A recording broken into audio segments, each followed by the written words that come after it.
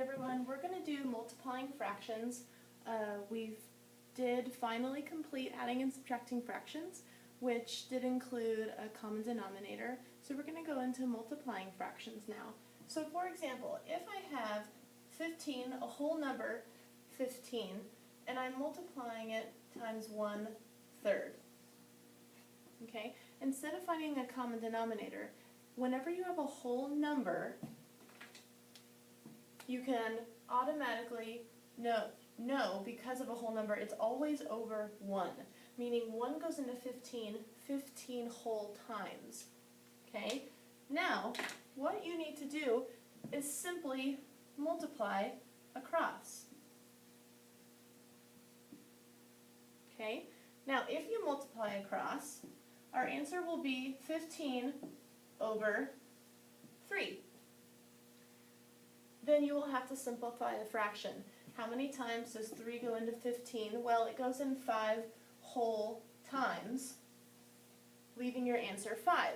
Now, if you want to do this another way, instead of multiplying left to right, what you can do is you can simplify the fractions that are diagonal from one another.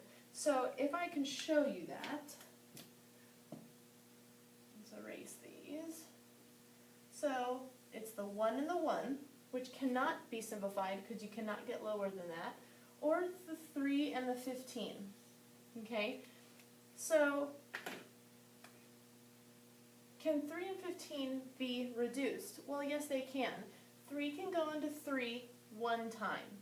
So I'm going to cross it out and put a 1. Well, if I put 3 into 3 here, I need to put 3 into 15 on the other side. So 3 into 15 is 5.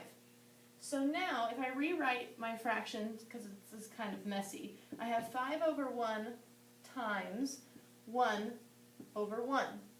A much easier multiplication problem to solve. So now if I multiply left to right, 5 times 1 is 5, 1 times 1 is 1. How many times does 1 go into 5? Again, 5 being your whole number. Okay, so let's erase this and let's make a new one.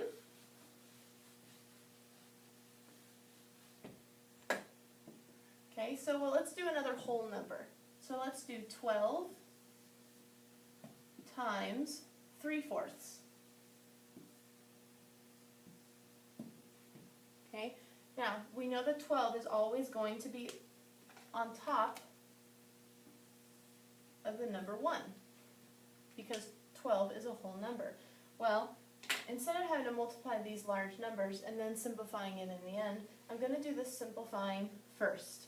Okay, so I look at the 1 and the 3. Well, 1 and the 3, they cannot be simplified. So I'm going to turn to the next pair of diagonal numbers, the 4 and the 12.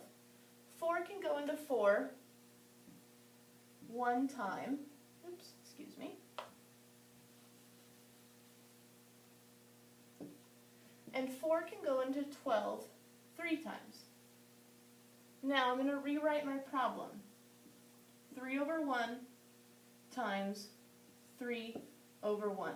Much easier problem to solve. Now I'm going to multiply left to right. 3 times 3 is 9. 1 times 1 is 1. A 1 under a number, that makes it a whole number, so my answer is 9. Fairly simple. Okay? Now, what if the problem didn't have whole numbers, and it was 2 multiplication problems? So if I have 5/8 times, let's do 3/4.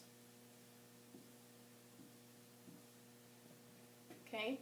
Now I'm going to look diagonally. 5 and the 4 can't be simplified, neither can the 3 and the 8. So this is in the case we're just going to have to multiply across, and then we can simplify if possible. So 5 times 3 is 15. 8 times 4 is 32. Okay, then I'm going to look and see, is there a number that can go into both of these evenly? I don't think so. So this is going to be our final answer. Okay, So if I have a problem, let's do 8 over 12 times 24 over 48. Okay? Now we're going to look diagonally. Well, I can cut both of them in half, but if I cut 12 and 14 in half, then I'm going to have to do it again. So I'm going to look at the number 12. 12 can actually go into 12 one time. 12 can go into 24 two times. Okay? Now the 8 and the 48. 8 can go into 8 once, and 8 can also go into 48 6 times. If you don't want to rewrite the problem, then you just need to look at the new numbers that you simplified. So now I have 1 times 2 is 2, and then 1 times 6 is 6. Am I done? Not quite. I still have to simplify my fraction. So if I have 2 over 6, I know that I can divide both sides by 2, giving my answer 1/2.